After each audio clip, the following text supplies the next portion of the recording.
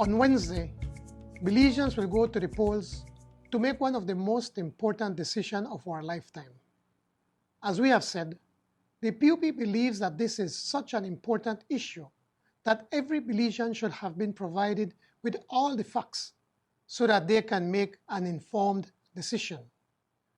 The government had a responsibility to ensure that Belizeans were given all the information in such a manner that it was unbiased, clear, and understandable. They failed to do that. We asked for a balanced education campaign. They failed to do that. They also failed to follow the proper legal procedures to ensure the smooth execution of the referendum, and they failed to bring Belizeans together on this important national issue. The UDP failed because of their disrespect for the opposition and their disregard for the rule of law. Instead of working with others, they decided to act in their usual fashion, like a bully, forging ahead no matter what. The government squandered the goodwill of everyone, including the social partners and civil society, and yes, we in the P.U.P.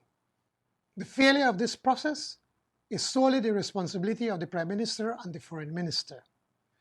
Dean Barrow for not being able to work across party lines to build a national consensus on this issue, and Sede Elrington for allowing Guatemala to strong-arm the process. Even in light of their promise to the international community, Guatemala refuses to sign a protocol on the Sarstone, something we believe must be done as a sign of good faith before we agree to go to the I.C.J. Consider this.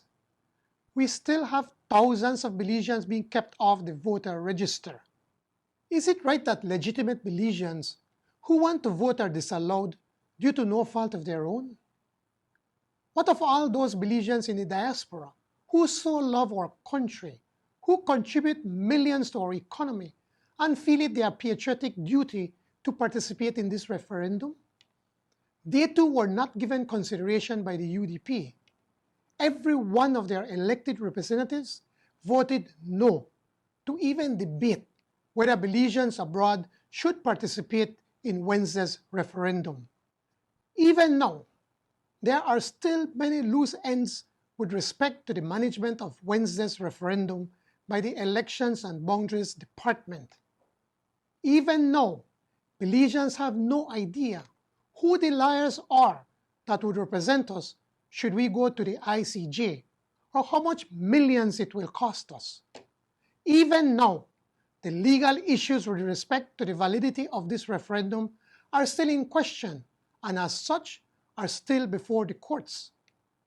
We cannot forget the track record of this UDP administration that have lost case after case in every international court, and even in the Supreme Court of Belize.